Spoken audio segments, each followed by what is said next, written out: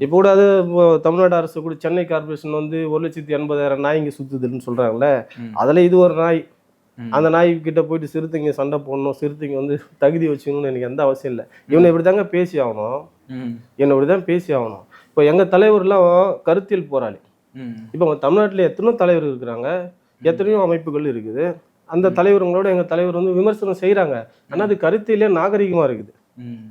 அவங்களுக்கு வந்து நாங்கள் நாகரிகமாக பதில் சொல்லணும். அவங்க வந்து நாங்கள் உரிமையில் பேசக்கூடாது. இப்போ இந்த மாதிரி வந்து அட்ரஸ் தெரியாத ஒரு கட்சிக்கு அட்ரஸ் தெரியாத ஒரு கட்சி தலைவர்னு சொல்லிக்கிறாங்க. ம். ஏதோ ஒரு லெட்டர் பேட் கட்சி வச்சுப்பானுங்க. ம். அதை வச்சுட்டு எனக்கும் ஒரு ஆள் இருக்கிறாங்க, நானும் பண்ணுறேன் அப்படின்னு ஒரு இது. ம். இவனோட இந்த சவாலுக்கெல்லாம் நாங்கள் வந்து நின்று நாங்கள் தான் வந்து உன்னை எதனா பண்ணிடுவோம், நாங்கள் செஞ்சிடுவோம் அப்படிலாம் ஒன்றுமே நடக்காது. இவனோட திட்டமே அதுதான். ம். அதை இவர் பெரிய புடுங்கி இவர் எதிர்த்து நாங்கள் ஆர்ப்பாட்டம் பண்ணுறோம், நாடு முழுவதும் கண்டனம் பண்ணுறோம், அதில் இவர் வளர்ந்துடலாம்னு நினைக்கலாம். ம். அதெல்லாம் சத்தியமாக ஒரு மயில நடக்காது.